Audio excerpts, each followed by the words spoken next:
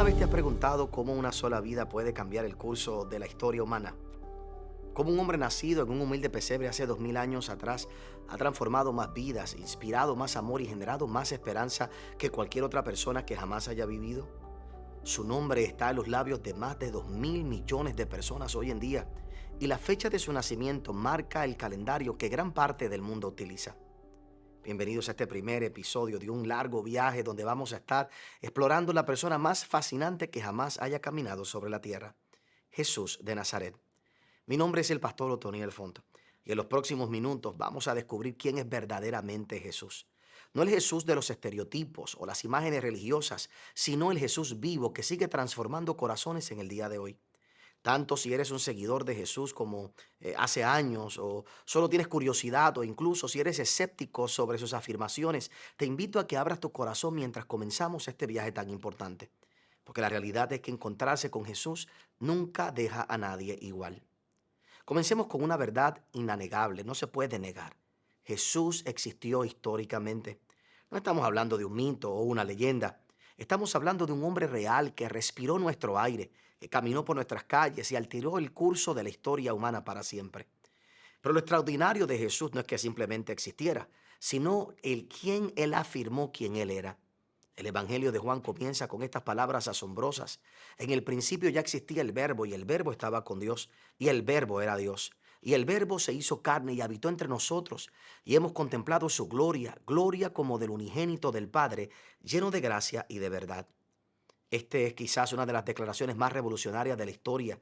El Creador, el Eterno, Dios Todopoderoso, el Creador del universo, este artista maravilloso detrás de cada amanecer y de cada latido, se vistió de humanidad y entró en su propia creación.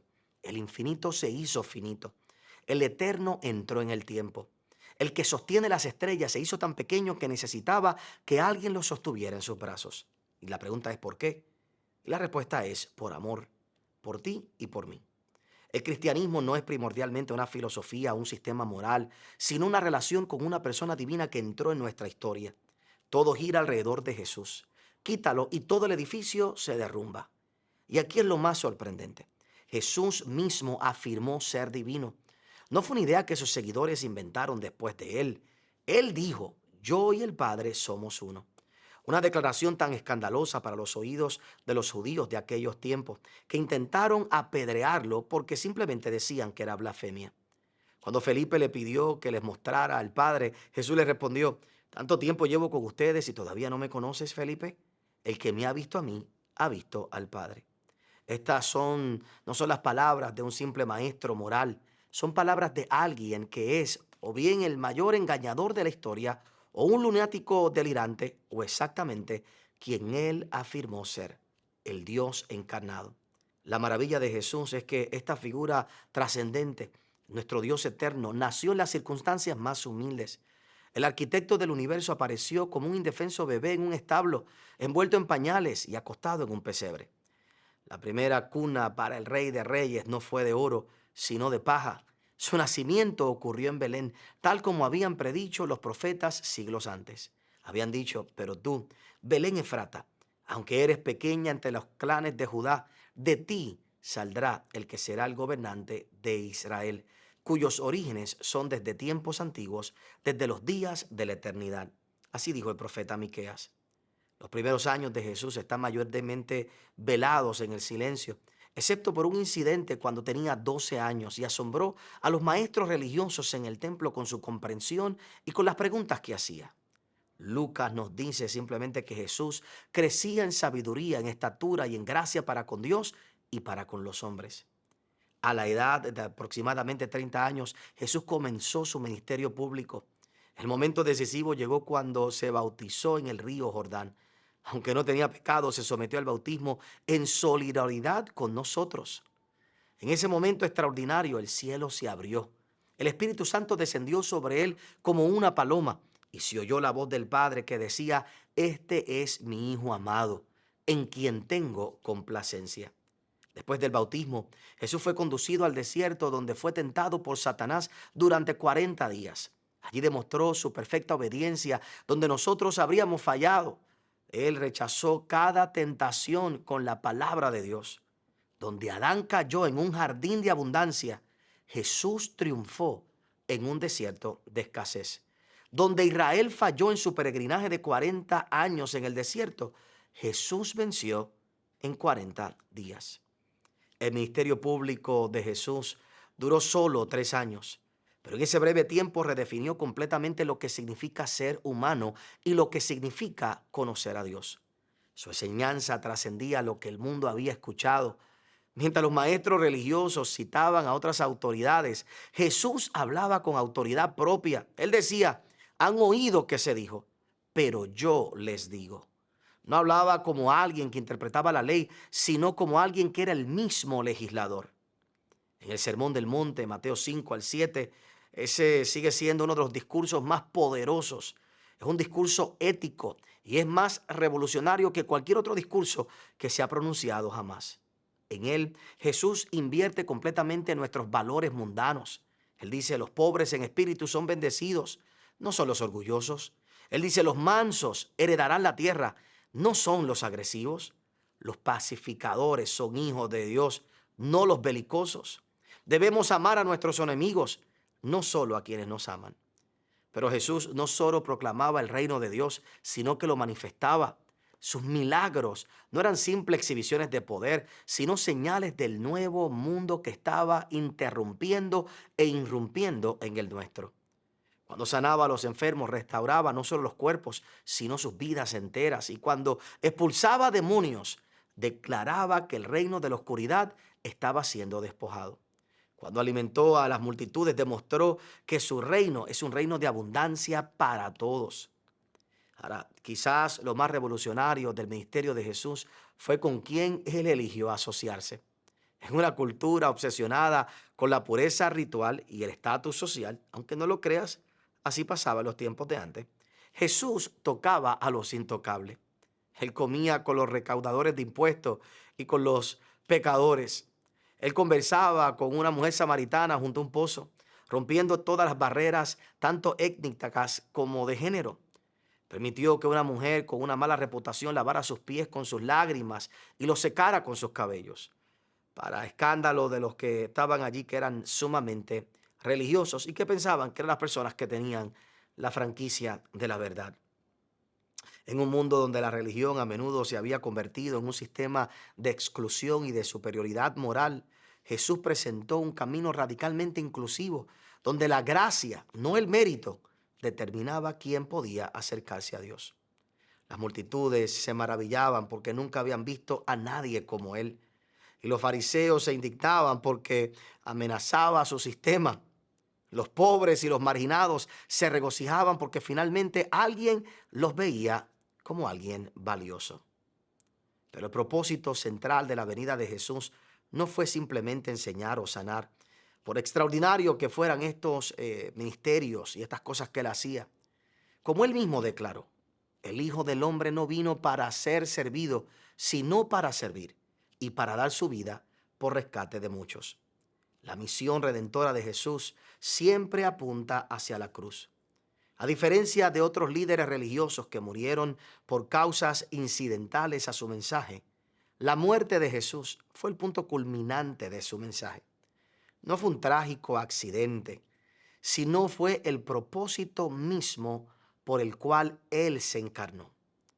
Desde el principio de su ministerio, Jesús predijo que su muerte, ¿verdad?, sería algo seguro. Él lo dijo repetidas ocasiones. Y muchas veces esto confundía a sus discípulos, que esperaban a un Mesías victorioso, no a un Mesías o a un Salvador sufriente. En la última cena tomó pan y vino y los identificó con su cuerpo que sería partido y su sangre que sería derramada por nosotros.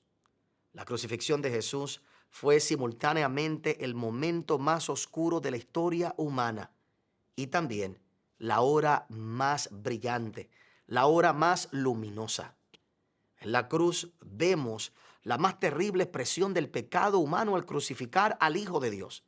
Y en esa misma cruz vemos la más hermosa expresión de amor divino al entregarse voluntariamente por nosotros.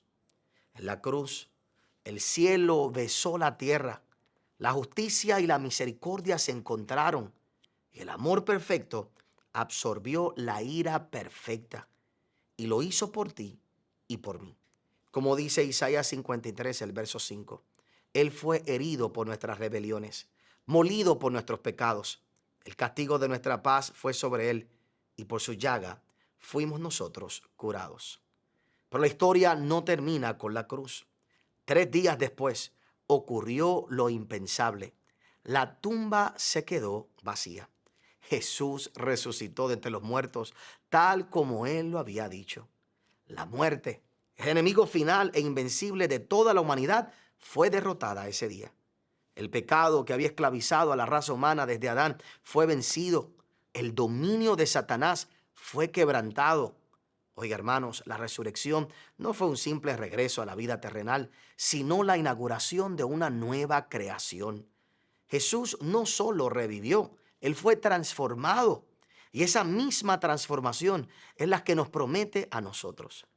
Como escribe el apóstol Pablo, si Cristo no ha resucitado, vana es nuestra predicación y vana también vuestra fe. Si Jesús simplemente hubiera muerto, podría haber sido recordado como un mártir admirable, alguien que podemos admirar y celebrar, pero no podría ser el Salvador del mundo. La resurrección confirmó todo lo que Jesús había afirmado ser y selló la eficacia de su sacrificio por nuestros pecados. Han pasado 2000 años desde que Jesús caminó por las polvorientas calles de Palestina, pero su impacto sigue siendo más poderoso que nunca. Ninguna otra figura histórica ha inspirado tanto arte, tanta música, tanta literatura, hospitales, universidades y obras de compasión en el mundo entero. Ningún otro nombre ha transformado tantas vidas, desde antiguos esclavistas como John Newton hasta modernos adictos y criminales. La vida de Jesús no fue solo un evento histórico que estudiamos, sino una realidad presente que experimentamos. Él prometió a sus seguidores y él decía, y sepan que yo estoy con ustedes todos los días hasta el fin del mundo. Millones de personas en todo el mundo dan testimonio de la realidad de esta presencia viva en nuestras vidas. Así lo decimos, así lo explicamos. Jesús no solo inauguró un movimiento, Él creó una familia.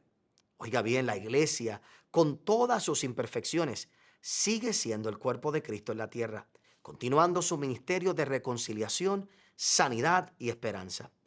Como dijo Él mismo en una ocasión, edificaré mi iglesia y las puertas del Hades no prevalecerán contra ella.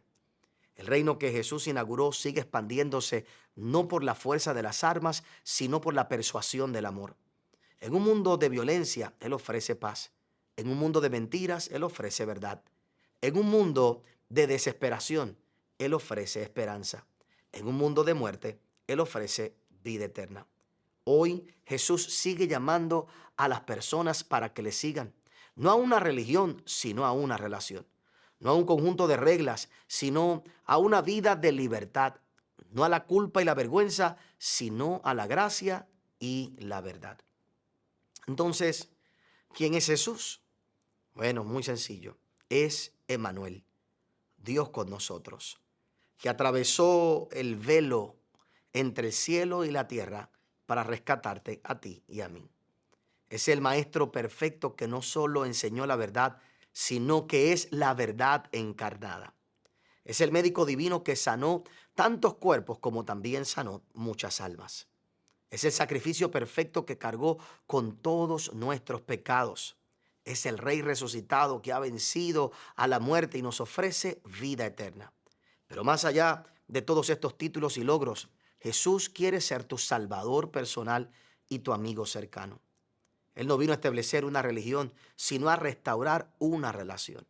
Y como Él mismo dijo, ya no os los llamo más a ustedes siervos, los he llamado amigos. La pregunta más importante que jamás responderás no es qué piensas sobre sus enseñanzas, sobre sus milagros, sino qué harás. ¿Qué harás en el día de hoy al enfrentarte a la realidad de tener que aceptarlo? Es la pregunta que ha definido cada vida humana durante milenios. Tienes que preguntarte, ¿quién dices tú que es Jesús?